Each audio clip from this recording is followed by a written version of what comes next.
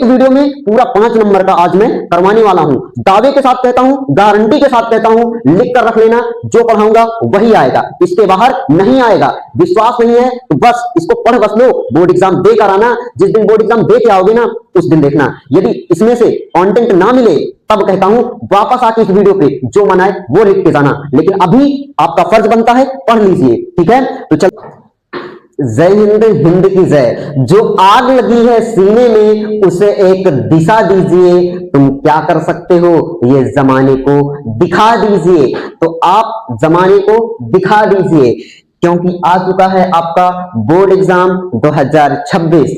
कैसी चल रही है बोर्ड एग्जाम 2026 की आपकी तैयारी? आपकी तैयारी को और मजबूत बनाने के लिए मैं आया हूं लेकर आपको हिंदी पद्य साहित्य का इतिहास, जो कि हर बार लगातार बार बार बोर्ड एग्जाम में 5 नंबर दिलाता है। ये कंप्लीट वीडियो होगा, एक वीडियो में पूरा 5 नंबर का आज मैं करवाने वाला हूं। दावे के साथ कहता हूं, गारंटी के साथ कहता हूं, लिख कर रख लेना, जो पढ़ाऊंगा वही आएगा, इसके बाहर नहीं आएगा। विश्वास नहीं है तो बस इसको पढ़ बस लो, बोर्ड एग्जाम दे कर आना। जिस दिन बोर्ड एग्जाम दे के आओगे ना उस दिन देखना, यदि इसमें से कंटेंट ना मिले तब कहता हूं वापस आके इस वीडियो पे जो मन आए वो लिख के जाना, लेकिन अभी आपका फर्ज बनता है पढ़ लीजिए, ठीक है। तो चलते हैं वीडियो की ओर। देखो, सबसे पहले हम लोग ट्रिक के साथ भी देखेंगे और हम लोग कॉन्सेप्ट पे चलेंगे, ना कि एमसीक्यू। जब हमारा कॉन्सेप्ट मजबूत हो जाएगा तो एमसीक्यू चाहे जहां से आए, एमसीक्यू से डरने वाले हम नहीं हैं, एमसीक्यू भी हम करवाएंगे। पहले इस चैप्टर को हम इस टॉपिक को देखते हैं, ठीक है। तो देखो, हिंदी पद्य साहित्य का इतिहास है। किसका इतिहास है? हिंदी पद्य साहित्य का इतिहास, ठीक है, ये तो मालूम है सबको। अब देखो, हिंदी पद्य साहित्य का इतिहास है, लेकिन उसके पहले थोड़ा सा जानकारी ले लेते हैं कि हिंदी साहित्य का आविर्भाव, यानी कि हिंदी साहित्य का आविर्भाव, आविर्भाव का मतलब होता है शुरुआत, यानी कि प्रारंभ होना या फिर शुरुआत करना। प्रारंभ होना या फिर शुरुआत करना। किसकी शुरुआत? यानी हिंदी साहित्य की शुरुआत। किसकी? हिंदी साहित्य की शुरुआत किस चीज से हुई? बिल्कुल बनी बात है, पद्य साहित्य को तो बाद में पढ़ेंगे, पहले हम पढ़ेंगे हिंदी साहित्य की शुरुआत किस चीज से हुई। तो हिंदी साहित्य के इतिहास की शुरुआत हुई है पद से। किससे हुई है? पद से।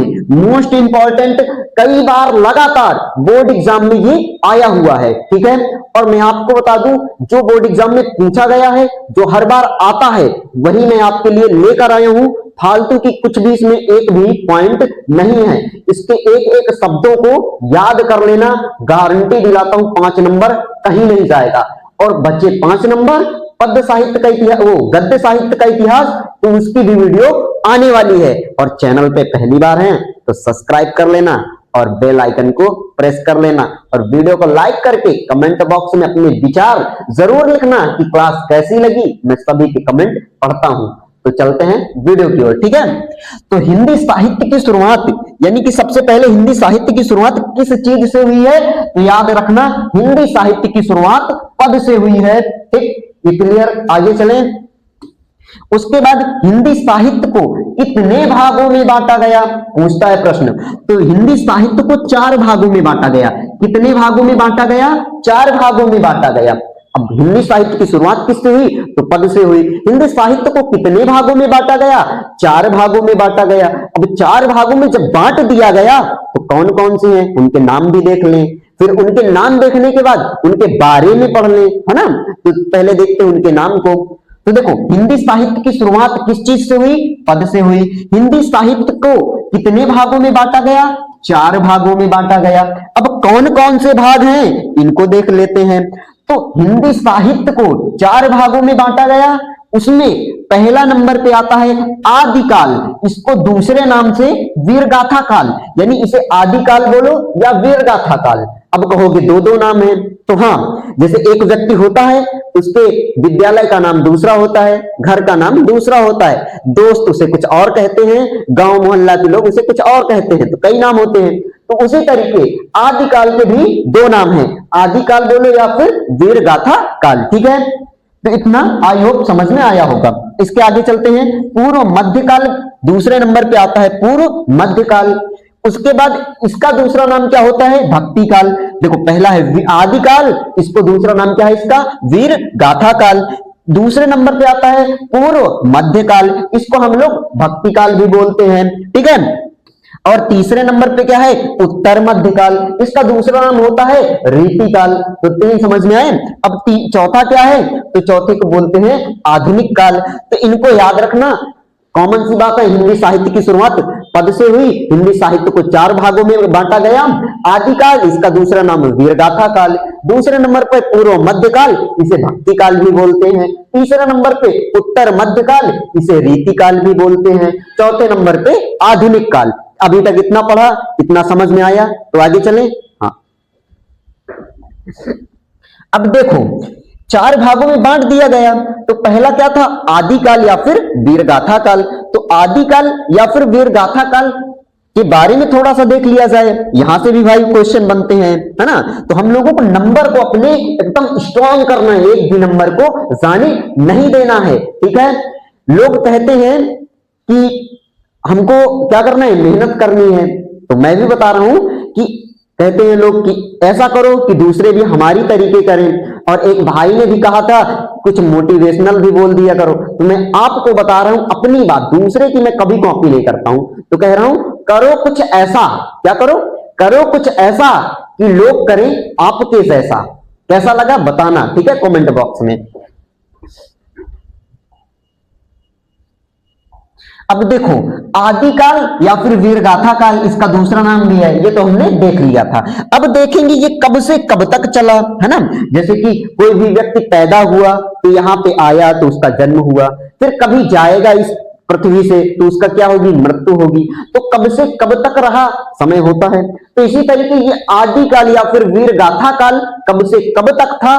तो इसको देखो हम दो तरीके से देखेंगे, एक तो ईसवी के हिसाब से देखेंगे और दूसरा हम लोग विक्रम संवत के हिसाब से देखेंगे। ठीक है, सन को याद रखना, इसकी नोट्स बनाते रहना, बना लेना आप लोग। फिर भी यदि आप चाहेंगे तो मैं कमेंट बॉक्स में कमेंट कर देना, मैं इसकी पीडीएफ भी आपको फ्री दे दूंगा। ठीक है, तो आप पहले इसको अच्छे से पढ़ लो, इसके बाहर नहीं आएगा, मैं गारंटी लेता हूं। ठीक, देखो अब दूसरे नंबर पे हम लोग क्या देखेंगे? सबसे पहले क्या, पहले नंबर पे क्या है? आदिकाल या फिर वीरगाथा काल। अब ये कब से कब तक था? तो सन 993 ईस्वी। देखो अलग अलग किताबों में अलग अलग मिलेगा, लेकिन ये जो आपको मैं बता रहा हूं ये एकदम 100% सही है। अब कहोगे क्यों सही है? तो मैंने जानते हो यूपी बोर्ड की ऑफिशियल वेबसाइट यूपीएमएसपी पे देखा है, जो कि एकदम ऑफिशियल वेबसाइट है यूपी बोर्ड की, उसमें यही लिखा है, तो हमको यही लिखना भी है। ठीक, बाकी कोई क्या पढ़ा रहा है उससे आपको मतलब नहीं रखना। ठीक, तो पहले नंबर पे क्या है? सन आदिकाल का सन क्या था? तो सन 993 ईस्वी से 1318 ईस्वी तक। यदि हम विक्रम संवत में देखें दूसरे हिसाब से तो 1050 विक्रम संवत से 1375 विक्रम संवत तक आदिकाल या फिर वीरगाथा काल था। यहां तक समझ में आया होगा। ठीक, अब उसके बाद हम इसमें देखेंगे जो महत्वपूर्ण क्वेश्चन, यहीं से कई बार क्वेश्चन बने हैं और 2025 का बोर्ड पेपर उठा के देख लेना, यहां से क्वेश्चन आया था। तो इस काल में हुआ क्या क्या है ना। कोई व्यक्ति आया तो क्या क्या करके गया? कि आया बस चला गया, ऐसे तो होता नहीं है। कोई व्यक्ति आएगा 15-20 साल तक रहेगा तो कुछ ना कुछ तो करेगा। तो ये सन भी था, इतने समय तक ये काल चला, तो इसके बीच में कुछ ना कुछ हुआ होगा।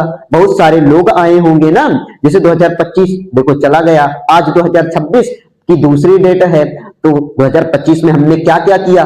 कुछ ना कुछ तो किया, है ना। तो वही अब देख रहे हैं। तो आदिकाल या फिर वीरगाथा काल में क्या क्या हुआ इसको देखते हैं। ठीक, तो आदिकाल या फिर वीरगाथा काल में सबसे पहले दोहा, क्या? दोहा। दूसरे नंबर पे सोरठा, तीसरे पे चौपाई और त्रोटक, तोमर, गाथा, आर्या, रोला, छप्या, कुंडलिया। आदि चीजों का क्या हुआ, प्रयोग हुआ इसी काल में, यानी कि आदि काल या फिर वीर गाथा काल में। दोहा, सोरठा, चौपाई, त्रोटक, तोमर, आर्या, छप्पा, रोला, कुंडलियां, इन चीजों की शुरुआत हुई। इस काल से ही इन चीजों की शुरुआत हुई। ठीक है, इतना समझ में आया। यदि पूछे कि सोरठा, रोला, चौपाई, इनमें से कोई एक नाम दे देगा, आपसे पूछेगा कि बताओ इन सब की शुरुआत या फिर इनका प्रयोग किस काल में हुआ, तो क्या बताएंगे, आदिकाल या फिर वीरगाथा काल। समझ में आया, आगे चले। अब यहां से हर बार प्रवृत्तियों से 1 नंबर का एमसीक्यू बनता ही बनता है। तो देखो, पूछेगा आदिकाल या फिर वीर गाथा काल की क्या है प्रवृत्ति, क्या है। तो आदिकाल या फिर वीर गाथा काल की कुछ महत्वपूर्ण प्रवृत्तियां मैं लेके आया हूं जो यही पूछेंगी। ठीक है, यही बोर्ड पूछेगा, इसके अलावा आपको कुछ भी नहीं याद रखना। ठीक, इसमें जानते हो क्या हुआ, ये बहुत पुराने समय का है। क्या है, आदिकाल यानी पुराने समय का, या फिर वीर गाथा काल। इससे समझ में आता है, वीर, वीर कौन थे, राजा महाराजा थे, उन्हें वीर कहा जाता है ना। आदि, आदि का मतलब चल रहा है बहुत पुराने समय से, तो इस समय क्या रहे होंगे, राजा रहे हैं। तो राजा रहते थे तो लोग उनकी क्या करते थे, प्रशंसा करते थे, उनकी बड़ाई करते थे। तो इतना समझ में आया कि आदिकाल में राजाओं की क्या हुई थी, प्रशंसा हुई थी। ये तो समझ में आया ना। तो आश्रयदाता, आश्रयदाता का मतलब होता है, जैसे मैं उत्तर प्रदेश में हूं, ठीक है, उत्तर प्रदेश का रहने वाला हूं। यदि मैं मध्य प्रदेश जाऊं, वहां पे किसी गांव में जाऊं, ठीक, अब उस गांव में जाऊं और प्रधान से कहूं कि मुझे अपने गांव में क्या दे दो, जगह दे दो, क्या दे दो, जगह दे दो, मैं यहीं रहना चाहता हूं। और उस गांव का प्रधान क्या करे, मुझे जगह दे दे और मैं वहां पे रहने लगूं।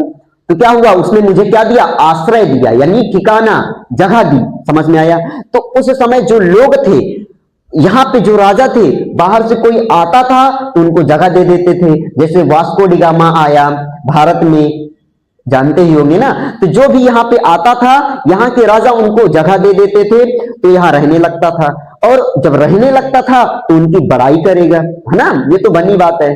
तो आश्रयदाता राजाओं की प्रशंसा, प्रशंसा का मतलब होता है बड़ाई करना, यानी जो राजा यहाँ पे लोगों को रहने के लिए जगह दे देते थे, उनकी इस काल में क्या हुई, प्रशंसा हुई, उनकी बड़ाई हुई। ठीक है, उसके बाद देखो, राजा महाराजा थे तो क्या होते थे, युद्ध होते रहते थे। तो यहाँ पे क्या हुआ, युद्धों के सुंदर, सुंदर का मतलब अच्छा, सजीव का मतलब क्या है, जीवित, यानी कि वर्णन किया गया, ऐसा लिखा गया कविताओं में, ऐसा लिखा गया कहानियों में कि पढ़ने से पता चलता है कि एकदम सही में ये सब चीज हुए हैं।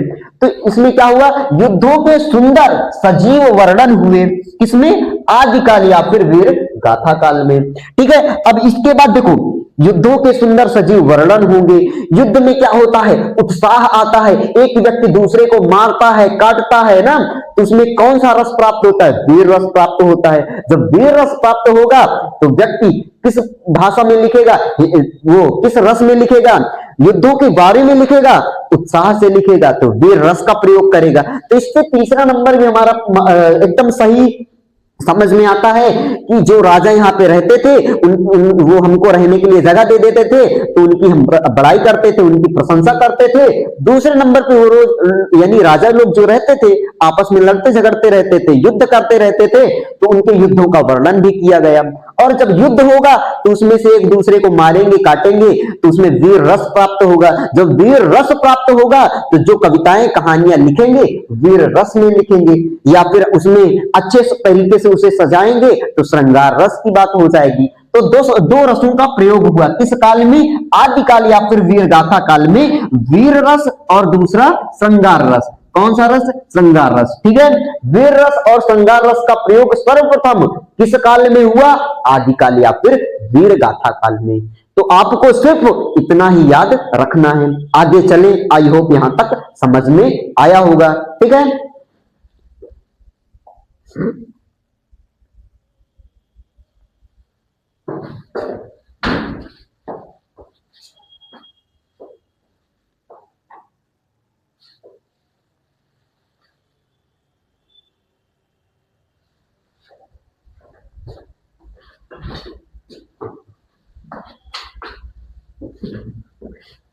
अब देखो, अब दूसरे नंबर पे हमने क्या देखा था, पूर्व मध्यकाल या फिर भक्ति काल। तो इसके बारे में हम देख ले।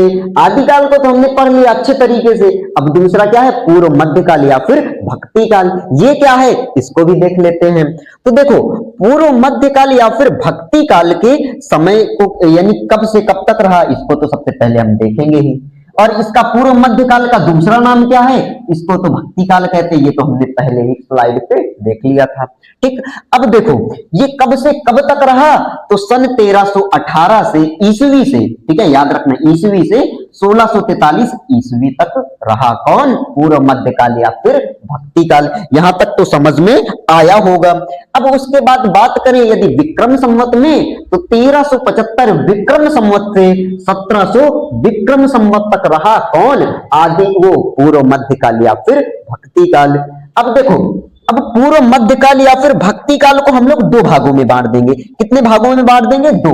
क्यों दो भागों में बांट देंगे, क्योंकि इस समय जो कवि हुए थे, एक तो ईश्वर को मानते थे और एक यानी ईश्वर को नहीं मानते थे। यानी ईश्वर का मतलब भगवान को, ठीक है। तो देखो इसमें एक निर्गुण, निर्गुण का मतलब ये लोग क्या थे, नहीं मानते थे। किसको, ईश्वर को नहीं मानते थे, ईश्वर की पूजा नहीं करते थे। कहते थे ईश्वर का कोई रूप रंग आकार नहीं है। कौन, निर्गुण शाखा वाले। ये लोग कहते थे हम ईश्वर को नहीं मानते, जो ये मूर्तें हैं मंदिरों में हम इनकी पूजा नहीं करेंगे। कौन कहते थे, निर्गुण शाखा वाले। लेकिन भक्ति करते थे, पूजा पाठ करते थे, लेकिन मंदिरों में नहीं जाते थे, पत्थर को भगवान नहीं मानते थे, पेड़ पौधों की पूजा नहीं करते थे। वो कहते थे ईश्वर क्या है, ईश्वर को देखा नहीं जा सकता। इस तरीके की भावना किसके अंदर थी, निर्गुण शाखा वालों के अंदर थी। और दूसरे नंबर पे है सगुण। सगुण का मतलब है जो क्या मंदिरों में जाया करते थे, ईश्वर को माना करते थे। हाँ, भगवान नाम की कोई चीज है, कोई होता है, तो कौन, सगुण शाखा वाले। तो सबसे पहले देखो भक्ति दोनों करते थे। तो भक्ति काल को हम लोगों ने कितने भागों में बांटा, दो, निर्गुण शाखा और सगुण शाखा। इतना तो समझ में आया होगा कि भक्ति काल को कितने भागों में बांटा, दो भागों में, निर्गुण सगुण। ठीक, इसके बाद देखो अब निर्गुण में भी दो प्रकार के, सबसे पहले भक्ति काल को दो भागों में बांटा, निर्गुण सगुण। अब निर्गुण शाखा को भी दो भागों में बांटेंगे। कितने भागों में, दो, एक ज्ञानाश्रय, एक प्रेमाश्रय। देखो ज्ञानाश्रय से पता चल रहा है ज्ञान, ज्ञानाश्रय से क्या पता चल रहा है, ज्ञान। यानी जो ज्ञान के बल पे वो कहते थे ये कुछ भी हम नहीं मानते, हम ज्ञान, उनको क्या था, उनके पास ज्ञान था, जो अपने दिमाग से चलते थे। क्या थे, अपने दिमाग से चलते थे। उन्हें क्या कहा गया, ज्ञानाश्रयी। जो ज्ञान के आधार पे चलते थे, अपनी विचारधाराएं देते थे, उनको क्या कहा गया, ज्ञानाश्रयी। ये दोनों इनके भाग हैं, निर्गुण शाखा के। ठीक, सबसे पहले भक्ति काल को दो भागों में बांटा, फिर निर्गुण शाखा को भी दो भागों में बांटा। एक ज्ञानाश्रय, जो ज्ञान के आधार पर लोगों को ज्ञान दिया करते थे। दूसरा प्रेमाश्रय, जो प्रेम यानी कि प्रेम के आधार पर ईश्वर से भजन किया करते थे। जो कुछ लोग थे जो ज्ञान के आधार पर, जैसे दोहा चौपाई सोरठा रोला गा गा करके किया करते थे, प्रेम भजन किया करते थे, उन्हें ज्ञानाश्रय में रखा गया। जो दूसरों के यानी लिखे गए उनको गाया करते थे, या फिर सिर्फ गाया हो या कुछ नहीं करते थे, सिर्फ मगन रहते थे, भगवान का नाम जप करते थे, उन्हें क्या कहा गया, प्रेमाश्रय कहा गया। ठीक, तो इतना समझ में आया होगा। जो निर्गुण शाखा में रहते थे, जो प्रेम करते थे, उन्हें प्रेमाश्रय, जो ज्ञान के आधार पर भक्ति करते थे, उन्हें ज्ञानाश्रय। अब प्रेमाश्रय ज्ञानाश्रय में कौन कौन था अभी देखें। ठीक, अब देखो सगुण को भी हमने दो भागों में बांटा। कितने भागों में बांटा, दो, एक रामाश्रय, एक कृष्णाश्रय। देखो सगुण यानी ईश्वर की पूजा कर रहे हैं, भगवान को मान रहे हैं, लेकिन ये लोग भी दो तरीके से मान रहे हैं। एक रामाश्रय, जो राम को अपना आश्रय मानता है, यानी भगवान किसको मानता है, राम को। मानते सबको है, बाकी कुछ टीचर जिन्हें देखा होगा विद्यालय में बहुत सारे अध्यापक होते हैं, लेकिन हमारे कुछ ही टीचर होते हैं जिन्हें हम लाइक करते हैं, जिन्हें हम पसंद करते हैं। तो इसी तरीके इसमें भी लोग पूजा करते थे किसकी, भगवान की, लेकिन किसको मानते थे, रामाश्रय, यानी राम के ऊपर आश्रित थे, राम के ऊपर डिपेंड थे, राम के ऊपर क्या थे, निर्भर थे। उन्हें क्या कहा गया, रामाश्रयी। जैसे तुलसीदास जी। ठीक है, अभी देखेंगे दूसरे नंबर पे क्या है, कृष्णाश्रयी, जो भगवान कृष्ण पे डिपेंड था, जो भगवान कृष्ण को मानता था, जैसे सूरदास जी, मीराबाई, ये लोग को क्या कहा गया, कृष्णाश्रयी। तो आई होप यहां तक समझ में आया होगा कि भक्ति काल को दो भागों में बांटा, निर्गुण सगुण, निर्गुण सगुण। निर्गुण को भी दो भागों में बांटा, ज्ञानाश्रयी प्रेमाश्रयी। सगुण को दो भागों में बांटा, रामाश्रयी कृष्णाश्रयी। ठीक, अब इनके बारे में डिटेल में आगे पेज पे देखते हैं। ठीक है, अब देखो यहां तक तो हमने देख लिया। अब इसके बाद हम लोग देखते हैं निर्गुण शाखा, यानी कि जो भगवान को क्या था, नहीं मानता था, जो ईश्वर को किसमें, मूर्ति में पूजा नहीं करता था, मूर्ति की पूजा नहीं करता था, मंदिरों में नहीं जाता था, उसे क्या कहा गया था, निर्गुण शाखा। इस शाखा के लोगों को, यानी इस समूह के लोगों को क्या कहा गया, निर्गुण शाखा के लोग। अब देखो इसमें कौन कौन से थे, तो देखो इनको भी हमने को कितने भागों में बांटा था, दो भागों में, ज्ञानाश्रयी और प्रेमाश्रयी। तो जिनके पास क्या था, ज्ञान था, जो ज्ञान के आधार पर लोगों को उपदेश दिया करते थे, जो अपने दिमाग का इस्तेमाल किया करते थे, उन्हें क्या कहा गया, ज्ञानाश्रयी शाखा के अंतर्गत रखा गया। लेकिन है किस शाखा के, तो भक्ति काल के। इस तक तो समझ में आया ही है ना।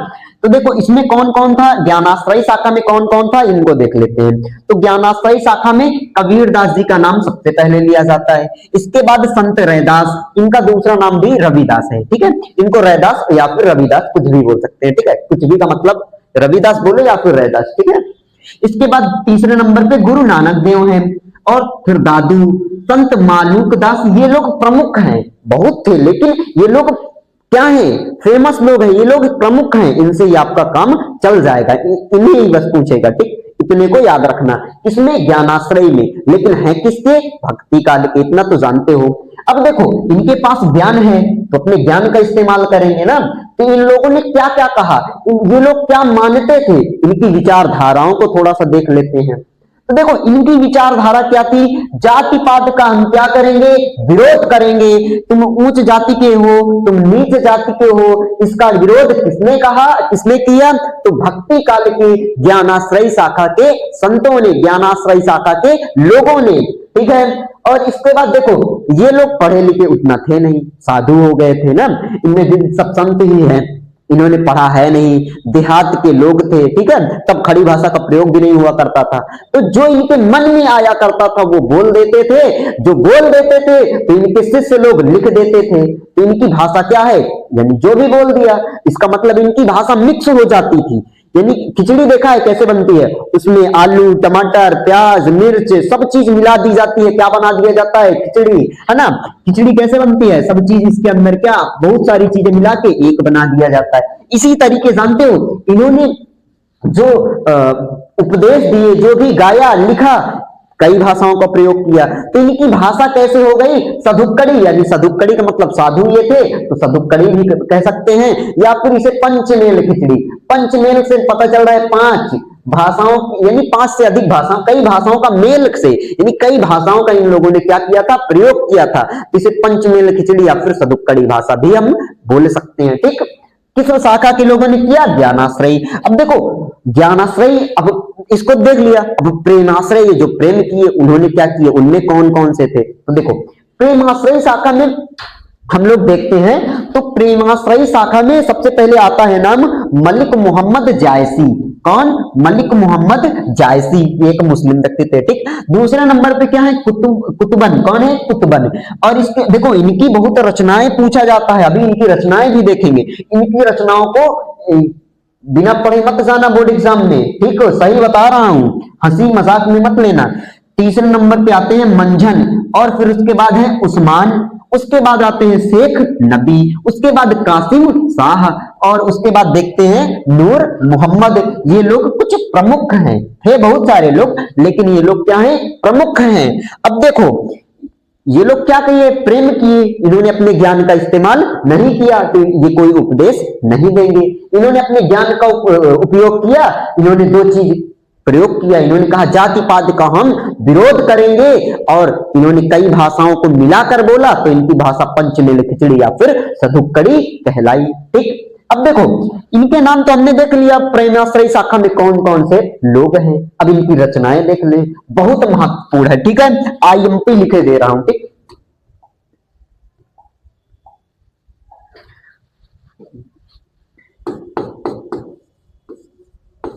देखो सबसे पहले कौन है, मलिक मोहम्मद जायसी। मलिक मोहम्मद जायसी की रचना कौन सी है, पद्मावत। कौन सी है, पद्मावत, इसको याद रखना। कुतबन, कौन, कुतबन, कुतबन की रचना है मृगावती। कुतबन की रचना कौन सी है, मृगावती। और मंझन की रचना है मधुमालती। मंझन की कौन सी रचना है, मधुमालती। उस्मान की रचना है चित्रावली। उस्मान की क्या रचना है, चित्रावली। एक कॉपी ले लीजिए, नोट करते रहिए, ठीक है।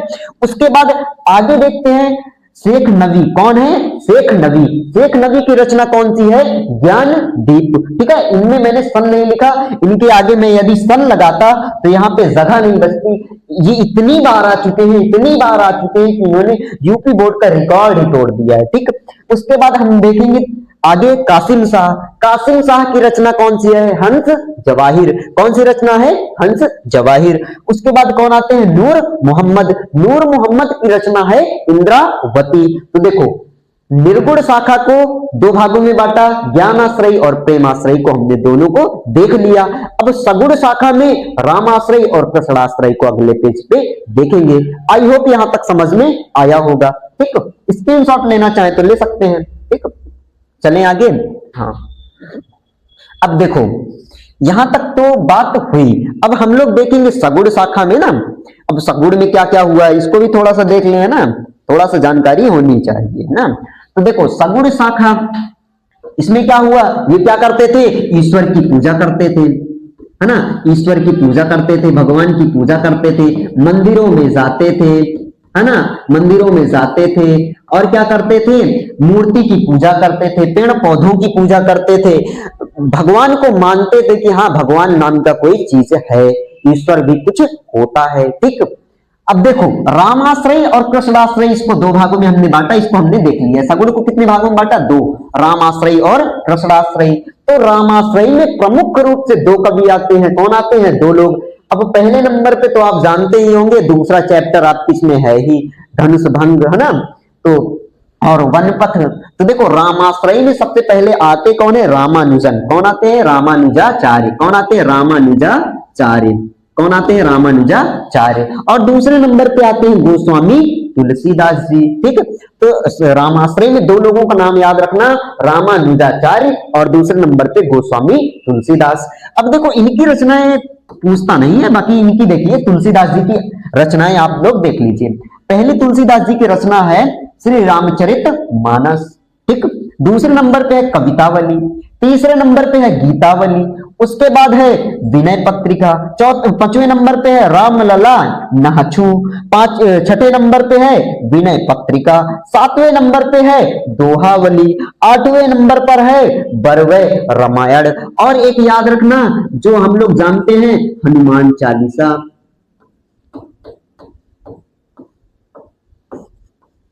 हनुमान चालीसा किसकी रचना है, तो ये किसकी है, तुलसीदास जी की। अभी तक नहीं मालूम था तो बता देना कि हमको ये नहीं मालूम था, आपने हमको बता दिया, ठीक है। तो आगे चलते हैं।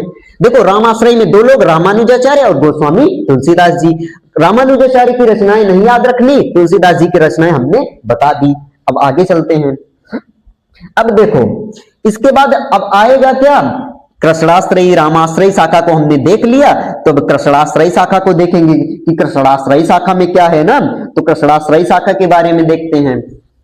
तो कृष्णाश्रयी शाखा में नाम जानते ही होंगे, मीराबाई, है ना। मीराबाई बहुत ही कृष्ण की अनन्य भक्त थी, भगवान कृष्ण की अनन्य भक्ति, जिन्हें विष का प्याला भी भिजवाया गया, लेकिन उनकी क्या हुई, मृत्यु नहीं हुई। वो भगवान की क्या करती रही, पूजा करती रही, पदों को गाती रही, और एक ऐसा समय आया जब मूर्ति के अंदर विलीन हो गई। तो समझ सकते हैं कितना भगवान कृष्ण से प्रेम था, ठीक है। तो कृष्णाश्रयी में पहले नंबर पे कौन है, मीराबाई। दूसरे नंबर पे आते हैं रसखान, जो एक मुस्लिम व्यक्ति होते हुए भी भगवान कृष्ण की अनन्य भक्त रहे। और इन्होंने लिखा भी है कि मानुष हो तो वही रसखान, बसों ब्रज गोकुल गांव के ग्वारन, जौ पशु हो तो कहा मस मेरो, चरो नित नंद की धेन मजारन, पाहन हो तो वही गिर को जो करो धर छत्र पुरंदर धारण, है ना। किस तरीके से, बहुत ही अच्छे तरीके से रसखान जी ने लिखा ही है, आप पढ़ते ही होंगे ना। इसके बाद क्या है, श्री वल्लभाचार्य जी हैं, देखो मीराबाई हैं, रस खान हैं, सूर्यदास जी हैं। सूर्यदास जी तो महत्वपूर्ण है, ये भी आपकी इसमें पहले ही चैप्टर पद में है ना। और देखो एक अष्टछाप शाखा होती है, उसके सबसे प्रमुख कवि हैं कौन, सूरदास जी। अष्टछाप नाम की एक शाखा है, अभी इसके बारे में हम लोग बात करेंगे। अष्टछाप के सबसे प्रमुख कवि कौन थे, तो सूरदास जी, इसको याद रखना। और सूरदास जी का जीवन परिचय मैंने गाना वाली ट्रिक में, हाँ 5 मिनट में याद कर सकते हैं, गाना वाली ट्रिक में पूरा जीवन परिचय मैंने बना के इस अपने चैनल हर्षित की पाठशाला पे डाल दिया, जाके देख लो। गाना वाली ट्रिक से सूरदास जी का जीवन परिचय याद करें, हर्षित की पाठशाला उसमें यूट्यूब पे सर्च करेंगे तो आ जाएगा, या फिर चैनल पे जाके देख लेना, मिल जाएगा। ठीक, बिल्कुल याद हो जाएगा गारंटी के साथ 5 मिनट के अंदर। अब देखो, वो देखो अष्टछाप मैंने लिख के रखा है, देखो कृष्णाश्रयी शाखा में कौन कौन थे, मीराबाई, रसखान, श्री वल्लभाचार्य जी और सूरदास। देखो श्री वल्लभाचार्य जी सूरदास जी के गुरु हैं, इतना याद रखना। सूरदास जी के गुरु कौन, श्री वल्लभाचार्य जी, गुरु शिष्य दोनों कृष्ण के भक्त। ठीक, अब देखो जो अष्टछाप का मैंने नाम लिया था, तो अष्टछाप में सबसे पहले कौन आते हैं, सूरदास जी। इसको देख लेना 2025, 24, 23, 22 रिकॉर्ड तोड़ के रखा इन 8 लोगों के नाम। अष्टछाप का मतलब 8, छाप का मतलब एक समूह के लोग, ठीक है। तो 8 लोगों के नाम से हर बार ये बोर्ड एग्जाम फेल करता है। 8 लोगों के नाम को तुम याद रखना, इनसे हर बार क्वेश्चन आता, गारंटी के साथ कहता हूं। यदि क्वेश्चन पेपर हो तो मिला लेना, मैं झूठ नहीं कहता हूं, यहाँ पे फ्रॉड कुछ भी नहीं लेके आया हूं, जो आएगा वही पढ़ा रहा हूं। फालतू का दुनिया भर का कंटेंट लाके यहाँ पे आपका समय बर्बाद करना और अपना समय बर्बाद करना, ये मुझे अच्छा नहीं लगता। ठीक है, तो इनमें याद रखना सबसे पहले कौन है, सूरदास जी। अष्टछाप के सबसे अच्छे कवि, सबसे पहले कवि या फिर सबसे अच्छे कवि या फिर श्रेष्ठ कवि की बात की जाए तो कौन है, सूरदास जी हैं।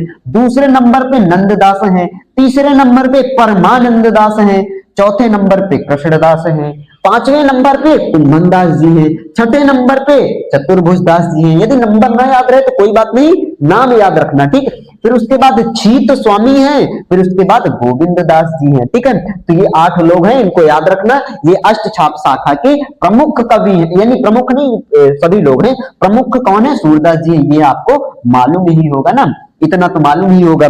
और देखो यदि बात की जाए वल्लभाचार्य इसमें की अष्टछाप शाखा को किसने बनाया था, है ना, अष्टछाप शाखा कैसे बनी, किसने बनाया, तो यदि सूरदास जी का आपने जीवन परिचय पढ़ा होगा तो वल्लभाचार्य जी गौ घाट में रहने के लिए सूरदास जी को जगह दे देते हैं श्रीनाथ जी के मंदिर में, और अष्टछाप शाखा को बनाते हैं कौन, श्री वल्लभाचार्य जी। ठीक, तो इतना आप याद रखना। अब देखो इस समय में क्या हुआ, इसको थोड़ा देख लें। इस समय की प्रवृत्तियां क्या है, यहां से क्वेश्चन आता है। देखो यहाँ पे क्या है, ये कौन है, गुरु है, किसके गुरु है, सूरदास जी के। तो गुरु की बात को मानकर देखो सूरदास जी ना अपने वल्लभाचार्य जी, पहले ये जानते हो सूरदास जी दीनता के पद गाया करते थे, एकदम मनहीनता के पद, एकदम जिसमें कोई रस ना हो, इस तरीके के पद गाया करते थे। जब इन वल्लभाचार्य जी इनसे मिलते हैं, यानी सूरदास जी वल्लभाचार्य जी से जब मिलते हैं तो वल्लभाचार्य जी श्री कृष्ण भगवान के बारे में बताते हैं, कहते हैं भगवान कृष्ण के बारे में तुम पूजा करो। तो ये मान जाते हैं कौन, सूरदास जी। तो ये क्या हुआ, गुरु की बात को माना, अपने गुरु की बात को माना, किसने, सूरदास जी ने। किसकी बात माना, वल्लभाचार्य जी, यानी अपने गुरु की बात को इन्होंने माना। तो देखो जब गुरु की बात को माना और गुरु की बात को माना तो इन्हें कुछ क्या हुआ, एहसास हुआ, हाँ कुछ सही बताया हमारे गुरु ने। तो इन्हें क्या होगा, ये क्या करेंगे, गुरु के बारे में भी लिखेंगे, है ना। गुरु ने इन्हें अच्छे रास्ते पे लाया तो ये गुरु के बारे में लिखेंगे। तो इन्होंने गुरु महिमा का वर्णन किया। सगुण शाखा यानी भक्ति काल की सगुण शाखा के बारे में बात करें हम लोग तो इस काल की प्रवृत्तियां क्या थी, तो गुरु महिमा का क्या हुआ, वर्णन हुआ। और दूसरा भक्ति भावना का वर्णन, ये तो मालूम ही है, भगवान कृष्ण के बारे में लिख रहे हैं, भगवान है तो भक्ति तो जागृत ही है, गुरु के बारे में भी क्या भक्ति प्रकट। तो गुरु महिमा का वर्णन हुआ और दूसरा भक्ति भावना का वर्णन हुआ। यहां तक तो समझ में आया होगा। और तीसरा राजाश्रय से दूर, राजा के आश्रय से दूर, यहां पे राजा की प्रशंसा नहीं की गई, इसको याद रखना। हालांकि इनको तीनों को याद रखना इंपॉर्टेंट ही है। यदि पूछा जाए कि किस शाखा में या फिर किस काल में राजाश्रय से दूर हो गए थे लोग, तो याद रखना भक्ति काल की सगुण शाखा में। ठीक, तो इसको याद रखना। और इसमें की मोस्ट इंपॉर्टेंट जिसको मैंने हाईलाइट करके रखा ही है, इस काल की भाषा पूछी जाती है तो ये जनसाधारण भाषा है, जैसे कि हम लोग बोलते हैं। यहाँ पे पंचमेल खिचड़ी प्रयोग नहीं किया गया। यदि पूछा जाए सबसे पहले हिंदी पद्य साहित्य में जनसाधारण भाषा का प्रयोग कब हुआ, तो भक्ति काल की सगुण शाखा के अंतर्गत। ठीक, इतना याद रखना। आई होप यहां तक समझ में आया होगा। स्क्रीनशॉट लेना चाहते हैं तो ले लीजिए, आगे हम लोग चलते हैं। ठीक, अब देखो भक्ति काल भी हो गया। अब इसके बाद तीसरे नंबर पे क्या है, रीति काल। रीति काल का दूसरा नाम क्या है, उत्तर मध्य काल। उत्तर मध्य काल बोलो या फिर रीति काल बोलो ना, उत्तर मध्य काल बोलो या फिर रीति काल बोलो, यही दोनों नाम है। ठीक है, दोनों में से एक नाम। अब देखो इसका सन क्या था, तो सन 1643 ईस्वी से 1843 ईस्वी तक रीति काल या फिर उत्तर मध्य काल चला। ठीक, इसके बीच में रहा। विक्रम संवत की बात की जाए तो सन 1700 विक्रम संवत से 1900 विक्रम संवत तक रीति काल या फिर उत्तर मध्य काल था। ये हमने देख लिया, सन में भी, ईस्वी में भी और विक्रम संवत में। ठीक, अब इसके बाद देखें, ये भाई अब की बार 2025 में आया था, विश्वास नहीं है तो उठाकर देख लो। पूछा था कि सुख और वैभव का काल किसे कहा जाता है, तो याद रखना रीति काल या फिर उत्तर मध्य काल को। इस तरीके से पूछेगा, अब की बार भी पूछ सकता है, आने के इसके चांस बहुत हैं। और ये भाई इसको अभी जो बताऊंगा इसको तो रट लेना गारंटी के साथ।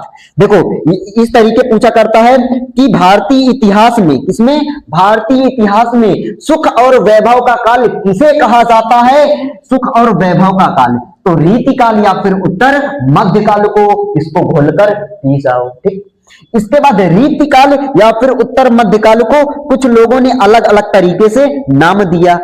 किन लोगों ने अलग अलग तरीके से नाम दिया और क्या नाम दिया, इसको देख लेते हैं। जैसे कि मेरा नाम हर्षित विश्वकर्मा, ठीक, क्या विद्यालय का नाम है, और मेरे घर का नाम दूसरा है, ठीक है, दुर्गेश विश्वकर्मा। ठीक, दुर्गेश कहते हैं। और विद्यालय में, विद्यालय का हालांकि नाम नहीं है, ठीक है, विद्यालय में भी यही है और लोग भी मुझे यही नाम से कहते हैं। मेरे दो नाम हैं, बाकी दो तीन और लोग हैं, मेरे दोस्त हैं, उनके घर का नाम दूसरा, स्कूल का नाम दूसरा, और उसके और जो दोस्त हैं या फिर हम लोग हैं कुछ और नाम रखे हैं। अध्यापक, अलग अलग अध्यापक, उनके और अलग अलग नाम रखे हैं। तो एक व्यक्ति के कई नाम हैं, एक व्यक्ति के कई नाम हैं, समझ में आया ना, जैसे मेरे दो नाम। तो इसी तरीके किसको, रीति काल को कई लोगों ने अलग अलग नाम दिया। किन लोगों ने क्या नाम दिया, इसको देख लेते हैं ना। तो देखो मिस्र बंधुओं ने, भाई इसको याद रखना कि मिस्र बंधुओं ने, किसने, मिस्र बंधुओं ने किसको, रीति काल को। मिस्र बंधुओं ने रीति काल को क्या बोला, तो अलंकार काल कहा। क्या कहा, अलंकार काल।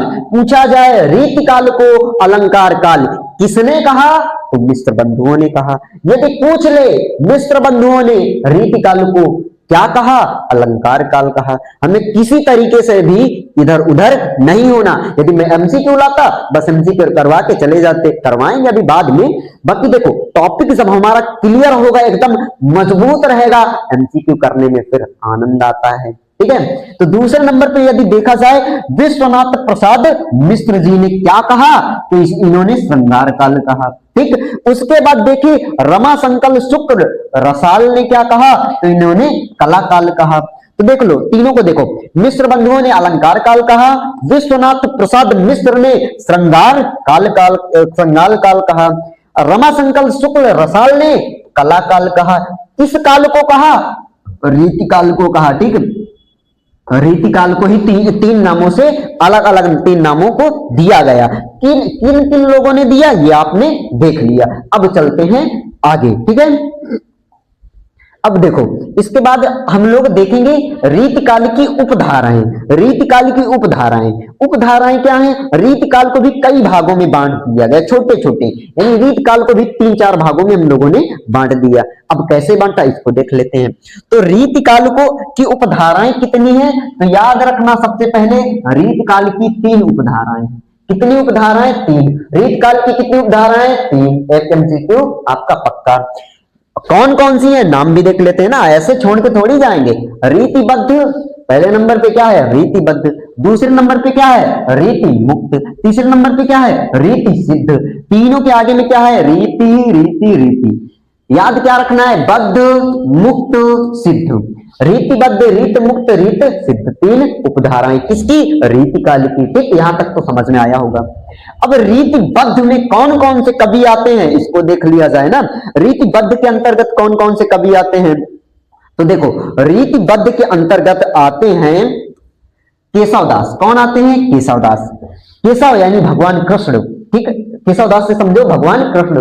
भगवान कृष्ण क्या है, अपने भक्तों से क्या हुए हैं, बंधे हुए हैं। तो इस तरीके भी याद रखना कि रीतिबद्ध यानी कि बद्ध का मतलब बंधे हुए, तो बद्ध में केशव का मतलब श्री कृष्ण, यानी रीतिबद्ध में यानी श्री कृष्ण क्या है, अपने भक्तों से क्या हुए हैं, अटैच हैं, बंधे हुए हैं ना।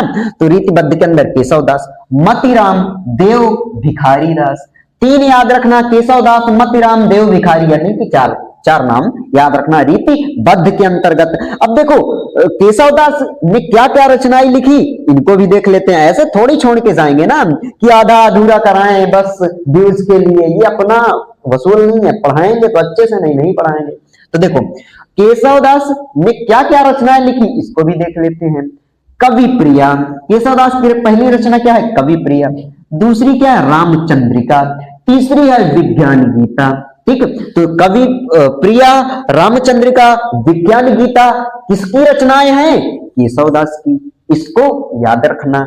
इसके बाद हम लोग देखते हैं दूसरे नंबर पे मतिराम। कौन, मतिराम। और महत्वपूर्ण इनकी रचना क्या है, ललित ललाम। ऐसे याद रखना, ललित ललाम, मतिराम। ललाम का मतलब होता है ललाट, ललाट का मतलब होता है माथा। ललित ललाम यानी कि माथे पे क्या लगाया जाता है, माथे पे टीका लगाया जाता है। ठीक है, माथे पे क्या लगाया जाता है, टीका। तो ललित ललाम मतिराम, ललित ललाम मतिराम, इस तरीके से इसको याद रखना। ठीक, और दूसरी इनकी रचना है रसराज। किसकी है, मतिराम की। और तीसरी है मतिराम सतसई। मतिराम तो पता ही चल रहा है, सतसई का मतलब होता है 100 दोहों का समूह। वो 700, सत का अर्थ है 7, सही का अर्थ है 100। सत का अर्थ है 7, सही का अर्थ है 100। 700 दोहों का समूह किसने लिखा, यानी कि मतिराम ने लिखा। ललित ललाम, रसराज, मतिराम सतसई, किसकी रचना है, मतिराम की। अब उसके बाद देखते हैं देव की रचना क्या है। तो देव की रचना है भाव विलास। देव की रचना क्या है, भाव विलास। दूसरी क्या है, भवानी विलास। तीसरी क्या है, अष्टयाम। तीसरी क्या है, अष्टयाम। अब देखो इधर सुनो, एक अष्टयाम रचना मैं बता दूं। अष्टयाम एक रचना है नाभादास की। देखो हिंदी में यही है,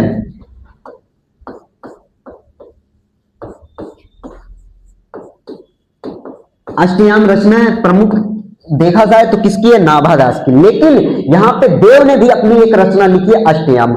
यदि ऑप्शन में देव हो, एमसीक्यू यदि आया अष्टयाम किसकी रचना है, यदि उसमें आ जाए देव, क्या आ जाए, देव, ऑप्शन में दिया हो देव, तो आपको टिक लगाना है देव पे। यदि देव ना मिले तो नाभादास पे टिक कर देना है। यदि ये दोनों आ जाएं तो नाभादास पे टिक कर देना, क्योंकि इनकी बहुत ही महत्वपूर्ण रचना है और इंपॉर्टेंट है और फेमस भी है। ठीक है, बाकी याद रखना देव की भी एक रचना है। ठीक है, इस तरीके के डाउट आएंगे मैं आपको क्लियर कर दूंगा। ठीक है, चैनल पे पहली बार है, सब्सक्राइब कर लेना बिल्कुल।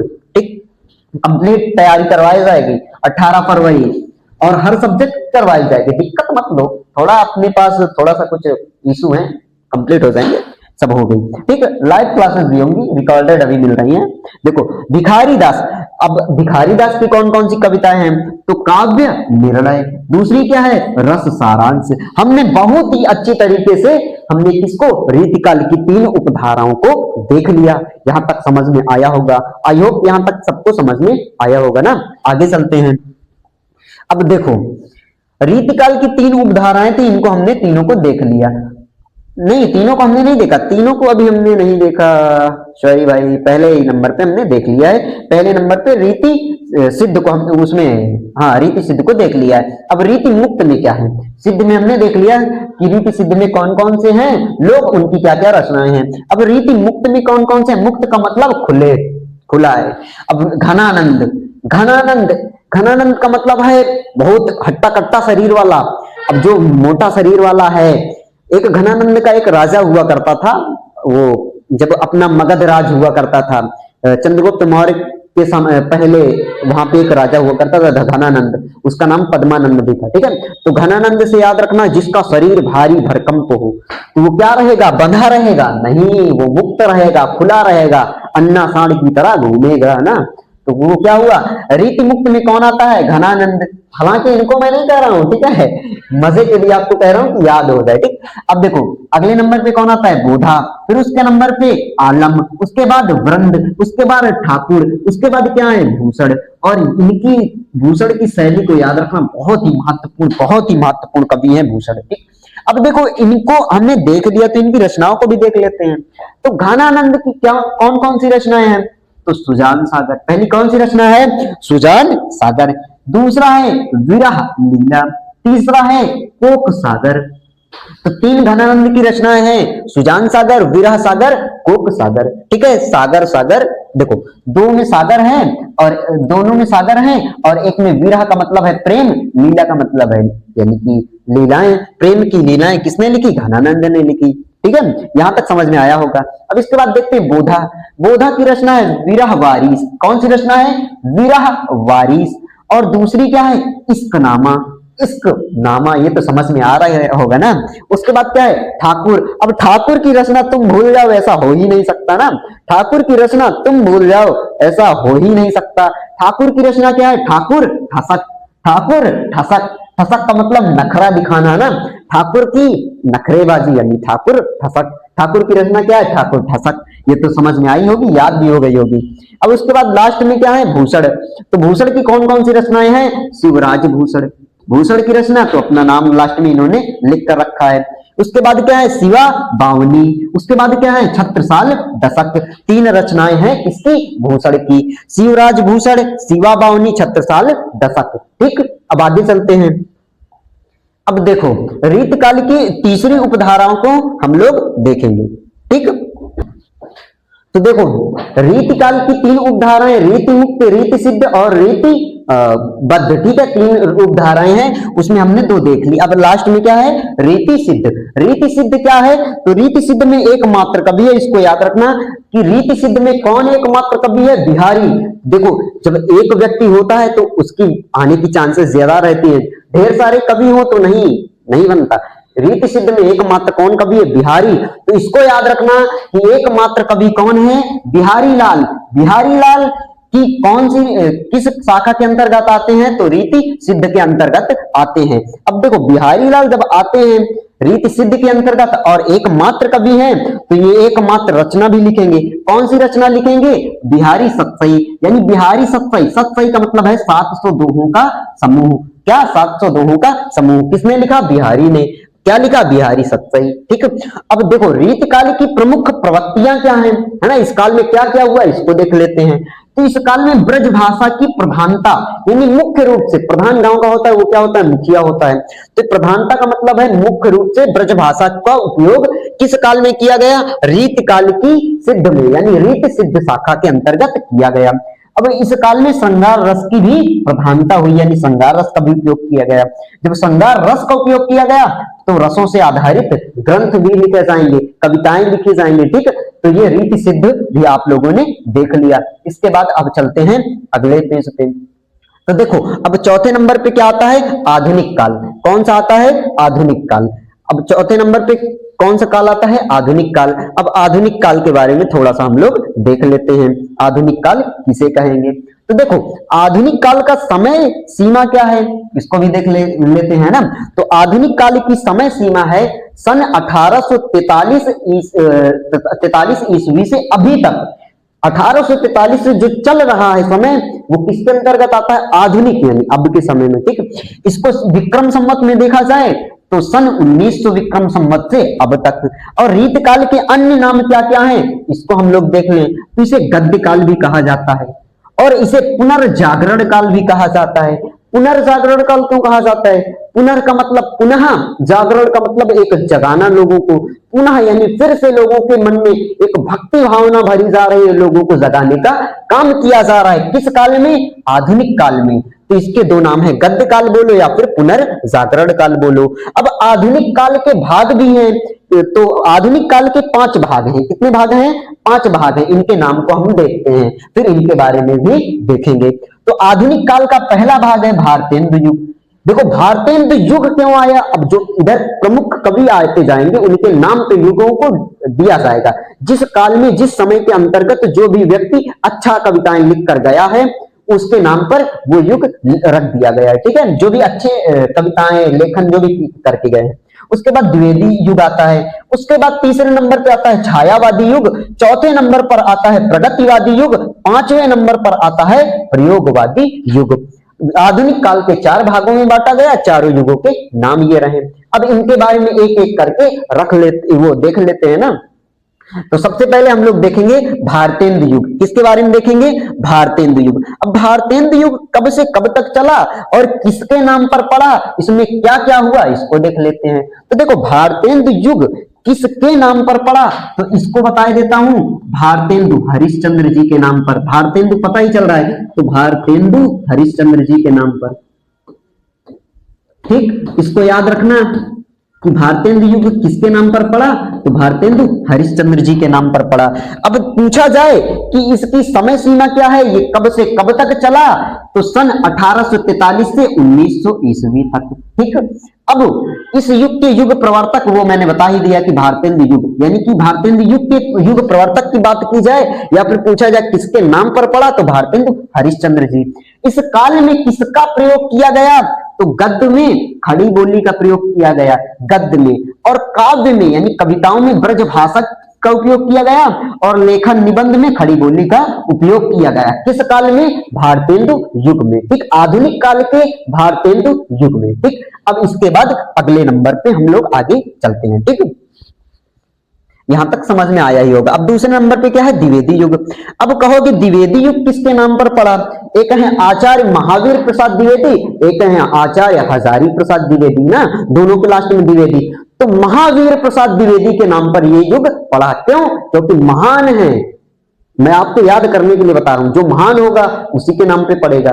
तो इस युग के युग प्रवर्तक कौन है? आचार्य महावीर प्रसाद द्विवेदी। ठीक, अब ये कब से कब तक चला, तो सन 1900 ईस्वी से 1918 ईस्वी तक। देखो एक काल है, वो जैसे ही समाप्त होगा उसके बाद उसी समय से दूसरा काल चलेगा, जब ये समाप्त होगा तो उसी समय से दूसरा काल चलेगा। इस तरीके से इसमें हिंदी साहित्य में चलते हैं काल। ठीक है, तो इस युग के यदि प्रमुख कवियों की बात करें तो मैथिली शरण गुप्त जी हैं। अब मैथिली शरण गुप्त हैं तो इनकी प्रमुख रचनाएं क्या हैं? है तो बहुत सारी रचनाएं, बाकी इनकी प्रमुख रचना क्या है, तो साकेत है। क्या है? साकेत। एक जगह से दो चीजें हमारी कंफर्म हुई।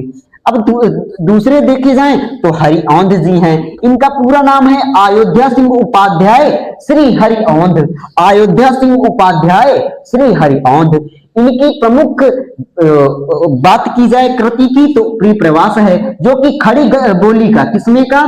खड़ी बोली का, खड़ी बोली का प्रथम, खड़ी बोली का महाकाव्य है, पहला महाकाव्य है, पहला महाकाव्य। खड़ी बोली का पहला महाकाव्य की बात की जाए तो कौन है? प्रियप्रवास है। और किसने लिखा है? तो अयोध्या सिंह उपाध्याय श्री हरिऔंध ने। ठीक, यहां तक समझ में आया होगा। ठीक, इसके बाद हम लोग देखते हैं अगले नंबर पे। अगले नंबर पे आया छायावादी युग। कौन सा युग आया? छायावादी युग। अब देखो छायावादी युग आया तो इसके कई नाम हैं, वो पूछ लेता है। तो छायावादी युग के कौन कौन से नाम है थोड़ा सा देख लेते हैं। छायावादी युग को हम लोग प्रेमचंद युग भी बोलते हैं। छायावादी का क्या नाम है? प्रेमचंद युग भी बोलते हैं, प्रसाद युग भी बोलते हैं। ठीक, इस युग को शुक्ल युग भी बोलते हैं। तो इस युग के 4 नाम हैं, छायावादी, प्रेमचंद, प्रसाद, शुक्ल युग। शुक्ल युग तो इस तरीके याद रखना, छायावादी, प्रेमचंद, प्रसाद, शुक्ल युग।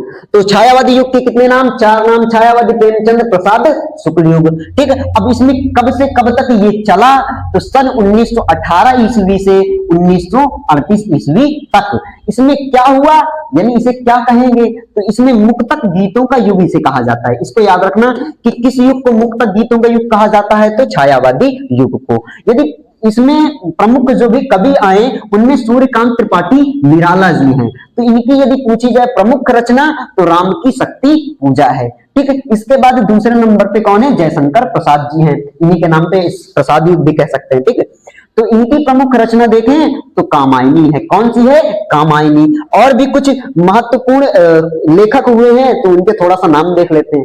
प्रेम वो प्रसाद यानी कि कौन? जयशंकर प्रसाद। ठीक, पंत सुमित्रानंदन पंत, निराला यानी सूर्यकांत त्रिपाठी निराला, महादेवी वर्मा राजकुमार। ठीक है, ये कुछ प्रमुख लेखक रहे जो छायावादी या फिर प्रेमचंद या प्रसाद या फिर शुक्ल युग में रहे हैं। ठीक है, अब चलते हैं आगे। अब अगला कौन सा युग है इसको देखते हैं। अगले युग को बोलते हैं प्रगतिवादी युग। कौन सा युग? प्रगतिवादी। प्रगतिवादी से पता चलता है प्रगति यानी कि जो क्या कर रहा है? उन्नति कर रहा है, जो आगे बढ़ रहा है। ठीक, तो अगला कौन सा युग है? प्रगतिवादी युग। अब ये कब से कब तक चला इसको देख लेते हैं। तो देखो ये युग सन 1938 ईस्वी से 1943 ईस्वी तक चला। इसमें हुआ क्या? तो इसमें वास्तविकता की ओर लौटना। देखो पहले भगवान की पूजा होती थी, लोग करते थे, बीच में लोगों ने भ्रम फैलाया, इतने ढेर सारे धर्म आए, सब इधर उधर हो गया। इस समय फिर क्या है? लोग फिर से अपने सनातन वापसी आ रहे हैं। ठीक है, तो क्या हो रहा है? धीरे धीरे लोग अपने वास्तविक मूल धर्म की ओर आ रहे हैं। तो इसे क्या कहा गया? प्रगतिवादी युग या फिर वास्तविकता की ओर लौटता हुआ युग। ठीक, प्रगतिवादी युग को और क्या बोल सकते हैं? वास्तविकता की ओर लौटता हुआ युग। इसमें क्या किया गया? किसानों की आवाजों को कविता का माध्यम बनाया गया, यानी किसानों की दर्द समस्याओं को अपनी कविता के माध्यम से लोगों तक, सरकार तक पहुंचाने का काम किया गया। किस युग में? तो प्रगतिवादी युग में। ठीक है, इसके बाद पूंजीपतियों के विरुद्ध आवाज। पूंजीपतियों का मतलब है जो बड़े बड़े क्या हैं? पैसे वाले लोग हैं, उनके विरुद्ध यानी उनके गलत तरीके के कामों का विरोध किया गया। किस युग में? प्रगतिवादी युग में। ठीक है, इस युग के प्रमुख लेखक कौन कौन से हैं? तो इस युग के प्रमुख लेखक पंत यानी सुमित्रानंदन पंत, सूर्यकांत त्रिपाठी निराला, महादेवी वर्मा, क्या कहते हैं, शिवमंगल सिंह सुमन, और उसके बाद क्या है? नागार्जुन। ठीक, ये रहे कुछ प्रमुख लेखक किसमें के? प्रगतिवादी युग के। इसके बाद हम लोग आगे देखते हैं। इसके बाद आएगा हमारा प्रयोगवादी युग। कौन सा युग आएगा? प्रयोगवादी युग। ठीक, तो प्रयोगवादी युग क्या है इसको थोड़ा सा देख लेते हैं। इसमें क्या हुए? देखो प्रयोग जैसे कि विज्ञान में क्या होता है? आओ प्रयोग करके सीखें, है ना। विज्ञान में क्या किए जाते हैं? प्रयोग किए जाते हैं। तो इस युग में जानते हो क्या हुआ? कुछ भी जो रचनाएं वो जो भी खोजे हुई उस पर प्रयोग किया जा रहा है, सही है गलत है इसका, तो इसीलिए इसका नाम क्या हो गया? प्रयोगवादी युग। इसमें देखो एक है, इनका नाम है आगेय। आगेय का पूरा नाम क्या है? तो सच्चिदानंद हीरानंद वात्सायन आगेय। ठीक है, यहाँ पे मैं बोले दे रहा हूँ, लिख लीजिएगा। ठीक है, इन्होंने सन 1943 में 7 कवियों की कविताओं को संकलित करके एक प्रकाशित किया, उसे प्रथम तार सप्तक कहते हैं। देखो 7 लोग थे, 7 कवियों को इन्होंने बुलाया, उनसे कहा कि आपने क्या क्या लिखा है, जो भी लिखा है हमको दे दीजिए। कब? 1943 में। उनकी 7 लोगों की रचनाओं को किसने लिया? सच्चिदानंद हीरानंद वात्सायन आगेय ने उनकी रचनाओं को लेकर एक पेपर में, एक किताब में छपवा दिया। उसे क्या बोला? प्रथम तार सप्तक। सप्तक का मतलब 7 लोगों की रचनाएं, तार एक नाम दे दिया, प्रथम तार सप्तक कहा गया। कब प्रकाशित हुआ? 1943 में। ये 4 प्रकाशित हुए। अब तक कितने प्रकाशित हुए हैं? 4।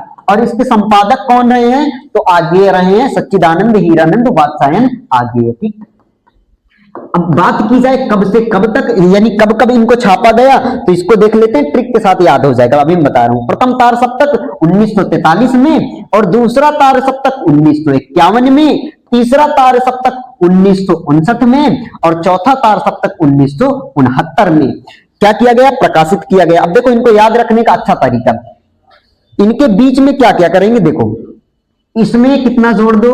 8। ठीक है, अब इसमें कितना जोड़ दो? 8 वर्ष। अब इसमें कितना जोड़ दो? इसमें 10 वर्ष, इसमें कितना जोड़ दो? 20 वर्ष। ठीक है, देखो इसमें 43 में 8 जोड़ोगे 51, 51 में 8 69, वो 59, 59 में 10, वो 20 जोड़ोगे, कितने आएगा? 79।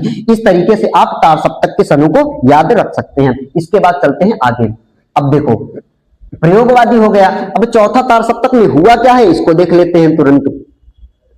तो देखो चौथा तार सप्तक का संपादन भी किसने किया, आगे ने, इसको देख चुके हैं। अब इसमें कुछ प्रमुख रचनाएं हैं, यहां से पूछता है, तो आगे की प्रमुख रचनाएं कौन कौन सी हैं, हरी घास पर क्षण भर यानी कि कुछ समय, सुनहरे शैवाल, इंद्रधनुष रौंदे हुए, आंगन के पार द्वार, इस तरीके याद रखना, आंगन के पार द्वार आगे, ठीक। इसके बाद इस समय में यानी चौथे तार सप्तक में एक और लेखक थे भवानी प्रसाद मिश्र, इनकी रचना पूछी जाती है, तो इनकी रचना कौन सी है, गीत फरोश। अगले हैं गिरजा कुमार माथुर, इनकी रचना है धूप के धान शिलापंख चमकीले, ठीक है, धूप के धान और शिलापंख चमकीले। अगले व्यक्ति हैं धर्मवीर भारती, इनका रचना है ठंडा लोहा, और दूसरा क्या है, कनु प्रिया। यहां तक समझ में आया होगा, ठीक। इसके बाद अब आपका आता है नई कविता का युग। कौन सा युग आता है, नई कविता का युग। अब नई कविता का युग क्या है, तो नई कविता का युग सन 1951 के बाद का जो समय है, जो अभी भी लिखा जा रहा है, जो कुछ भी अब रचनाएं हुई हैं, उसे क्या कहते हैं, नई कविता का युग। जैसे कि कुमार विश्वास जी इस समय बहुत अच्छा लिखते हैं ना, जब ये नहीं रहेंगे तो नई कविता के युग को विश्वास युग नाम दे दिया जा सकता है, ठीक है। तो इस तरीके इन युगों का नामकरण किया जाता है। तो आप लोग कमेंट बॉक्स में बताइएगा कि कैसे आपको लगी ये क्लास, ठीक है। अब आगे कौन सी क्लास चाहते हैं ये हमको बता दीजिएगा। देखो ये अपना चैनल है हर्षित की पाठशाला, इसको सब्सक्राइब कर लीजिएगा, इसी पे आपको यानी एजुकेशनल वीडियो मिलते रहेंगे। साथ पे हर्षित वॉइस पे आपको मोटिवेशनल सॉन्ग भी मिलते रहते हैं, ये अपने दोनों चैनल है, इसको सब्सक्राइब कर लेना। तो मिलते हैं आपको अगले वीडियो में, तब तक के लिए जय हिंद, हिंद की जय, ठीक।